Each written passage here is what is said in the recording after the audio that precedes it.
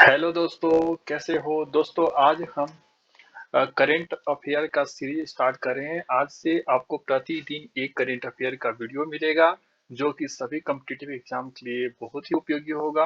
तो दोस्तों, आप किसी भी कॉम्पिटिटिव एग्जाम की तैयारी कर रहे हैं तो इस वीडियो को जरूर शुरू से अंत तक देखें। दोस्तों, इस वीडियो में हम कुछ टॉपिक्स के बारे में डिटेल से देखेंगे जो कि करेंट टॉपिक्स हैं, और उससे संबंधित 10 एमसीक्यू भी देखेंगे लास्ट में। तो इसे शुरू से अंत तक जरूर देखें। पहला टॉपिक है दोस्तों प्रहरी ऐप। तो अभी केंद्रीय गृह और सहकारिता मंत्री जो कि अमित शाह है, उन्होंने इस प्रहरी ऐप को लॉन्च किया है। तो आपका एग्जाम अगर क्वेश्चन आएगा कि प्रहरी ऐप को किस मंत्रालय ने लॉन्च किया है, तो चाहे किसने लॉन्च किया है, तो अमित शाह जी ने लॉन्च किया है। अमित शाह जी कौन से मंत्री हैं? तो गृह मंत्री है एंड सहकारिता मंत्री भी है। अगर मंत्री वाला वीडियो आपने नहीं देखा है तो मैं डिस्क्रिप्टिव बॉक्स में डाल दूंगा, उसका लिंक आपने देख लेना। प्रहरी ऐप का उपयोग बीएसएफ के जवानों के द्वारा किया जाएगा।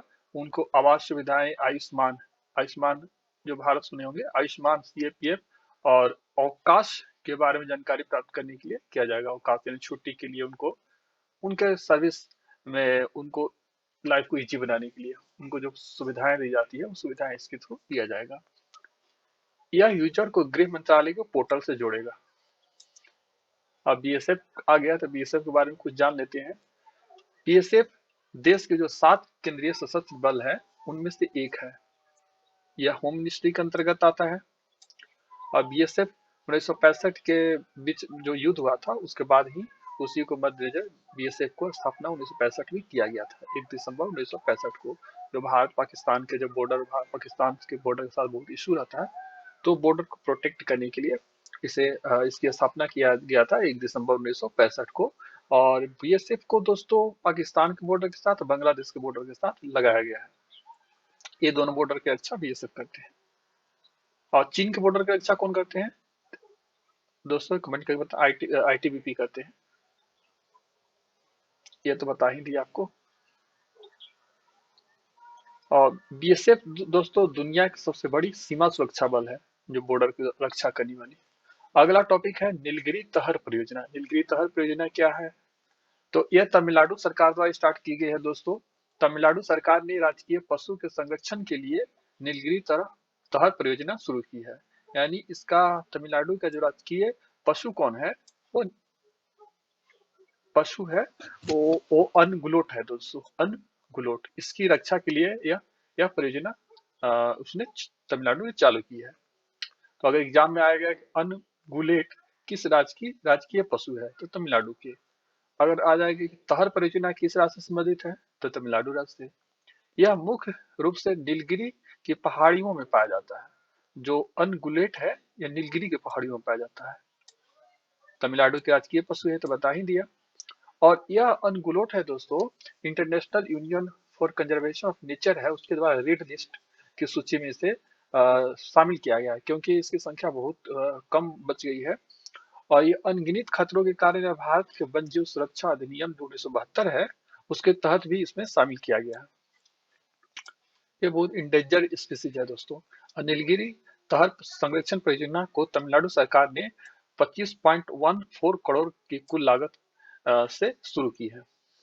अब अगला देखते हैं अमृत भारत स्टेशन योजना। इसका उद्देश्य दोस्तों रेलवे स्टेशन है उसको आधुनिकीकरण करना है।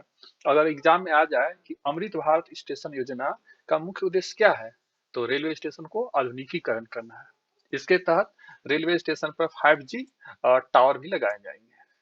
अब अगला स्टेशन टॉपिक है कि मांगदेछू जल विद्युत परियोजना क्या है। तो यह 720 मेगावाट की परियोजना है दोस्तों, और जो भारत की हेल्प से किया गया है, और यह भूटान के लिए किया गया है, जिसे भारत की सहायता से लागू किया गया है। हाल ही में भूटान में ड्रग ग्रीन पावर कॉरपोरेशन जो कि डीजीपीसी है को सौंपी गई थी। इसे सौंपने के साथ ही दोनों देशों में 4 बड़ी जल विद्युत परियोजना को सफलतापूर्वक पूरा कर लिया है। यानी भारत और भूटान के बीच यह चौथी जल विद्युत परियोजना है। इसके पहले भारत की हेल्प से भूटान ने 3 जल विद्युत परियोजना पहले भी पूरा कर लिया है। तो 720 मेगावाट की जो जल विद्युत परियोजना है मांगदेछू, उसे भारतीय प्रधानमंत्री और भूटानी समकक्ष, उनके जो भूटान के जो प्रधानमंत्री है, भूटान के प्रधानमंत्री कौन होते हैं, लोटे तसेरिंग, में संयुक्त रूप से किया था। भारत सरकार ने इस जलविद्युत परियोजना के निर्माण के लिए वित्तीय और तकनीकी सहायता प्रदान की है।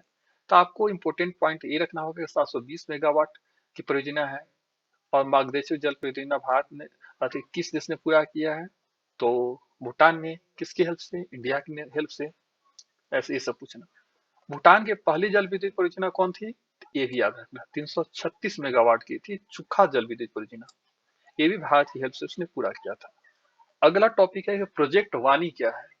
तो दोस्तों प्रोजेक्ट वानी क्या है, यह जैसे आपका गूगल ट्रांसलेटर होता है ना, उसी तरह से ये भी काम करेगा। यह इंडिया का खुद का है, तो इस पे अभी इंडिया काम कर रहा है। तो प्रोजेक्ट वानी को भारतीय विज्ञान संस्थान IISc बेंगलोर है ना, उसके साथ ARTPAR के all AI artificial intelligence and robotics technology park और गूगल द्वारा संयुक्त रूप से चलाया जाएगा। और AI आधारित भाषा मॉडल के निर्माण के लिए पूरे भारत से भाषण डेटा एकत्र किया जा सके जो विविध भारतीय भाषाओं को समझ सके। यानी एक ऐसा समझो कि गूगल, वो जो गूगल ट्रांसलेटर ऐसा ही बनाया जाएगा जो विभिन्न भारतीय भाषाओं को समझ सके। अभी जो रीजनल लैंग्वेज है, जैसे अभी गूगल को देखो, वो भी यही काम करता है। तो यह खुद का स्वदेशी हो जाएगा दोस्तों, फिर गूगल ट्रांसलेटर के यूज करने की जरूरत नहीं है, हम खुद का यूज करेंगे। प्रोजेक्ट वानी के तहत 3 वर्षों में 773 जिलों के लगभग 1 मिलियन लोगों के भाषण सेट एकत्र करके पूरे भारत में प्रयोग की जाने वाली भारतीय भाषाओं का मानचित्रण किया जाएगा। इस परियोजना का मुख्य उद्देश्य में से एक स्वचालित भाषण पहचान, यानी कहीं लिखा हुआ है उसको फोटो खींच लिए तो अपने आप पहचान लिया है कि बंगाली में लिखा हुआ है, गुजराती में लिखा हुआ है, तमिल में लिखा हुआ है, इंग्लिश या हिंदी में लिखा हुआ है, वो ऑटोमेटिक पहचान लेगा। और साथ ही भाषण से भाषण अनुवाद करेगा, यानी हिंदी से इंग्लिश कर सकेगा, इंग्लिश से हिंदी कर सकेगा, हिंदी से तमिल कर सकेगा, तमिल से हिंदी कर सकेगा, सभी भाषाओं को ट्रांसलेट भी कर सकेगा। और प्राकृतिक भाषा जैसी उस तकनीकों का विकास है। पिछले कुछ महीने अभी तक कहाँ कितना काम अभी पूरा हो चुका है, तो 69 जिलों के भाषाई डाटा एकत्र किया जा चुका है। और टोटल कितने जिलों का करना है, 773 जिलों का करना है, जिसमें 69, यानी ये काम बहुत तेजी से चल रहा है। तो दोस्तों अब हमने कुछ टॉपिक्स को बहुत ही विस्तार से देख लिया, समझ लिया। अब उससे रिलेटेड कुछ करंट अफेयर्स देखेंगे। तो डॉक्टर श्यामा प्रसाद मुखर्जी राष्ट्रीय जल स्वच्छता संस्थान का उद्घाटन किस राज्य में किया जाएगा, यह पश्चिम बंगाल में किया जाएगा। दोस्तों यह इस टॉपिक पे नहीं बताया था, लेकिन फिर भी आप इसे याद रखिए, बहुत इंपॉर्टेंट क्वेश्चन है। पश्चिम बंगाल में किया जाएगा। डॉक्टर श्यामा प्रसाद मुखर्जी राष्ट्रीय जल और स्वच्छता संस्थान का उद्घाटन किस राज्य में किया गया है, पश्चिम बंगाल में।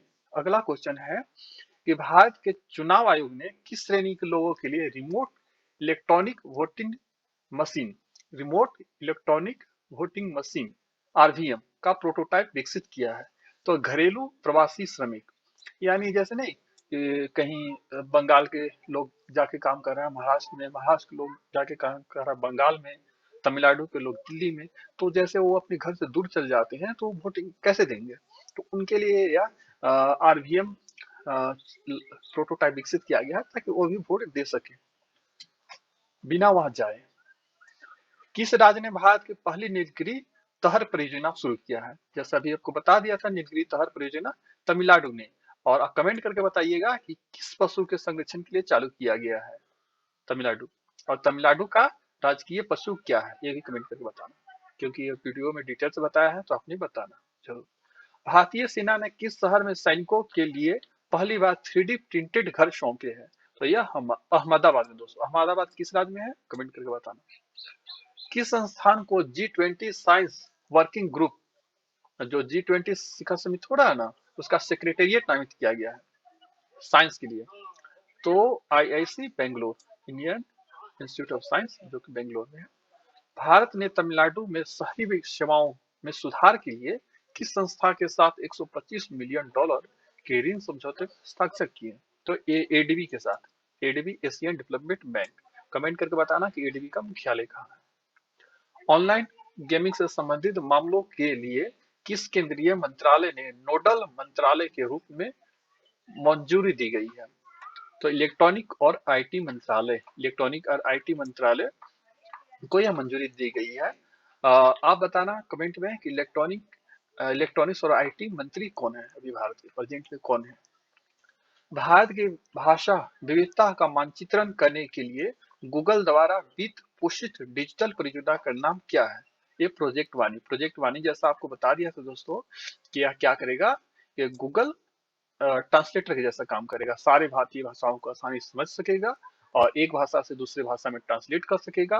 वह खुद से आइडेंटिफाई कर पाएगा कि वह कौन सी भाषा है, यानी फोटो खींच लो पता चल जाएगा कि यह बंगाली है, गुजराती है। दक्ष किस संस्था द्वारा संचालित भुगतान धोखाधड़ी रिपोर्टिंग मॉड्यूल है, तो यह आरबीआई से संबंधित है दोस्तों। रेल मंत्रालय के स्टेशन पुनर्विकास अभियान के तहत घोषित नई योजना का नाम क्या है, तो अमृत भारत स्टेशन योजना। इसके तहत रेलवे स्टेशनों का आधुनिकीकरण किया जाएगा दोस्तों। तो दोस्तों अगर आपको यह वीडियो पसंद आया तो इसे लाइक करें, अपने दोस्तों के साथ एंड रिश्तेदारों के साथ शेयर करें, चैनल को सब्सक्राइब करें and don't forget to press the bell icon. Thank you दोस्तों।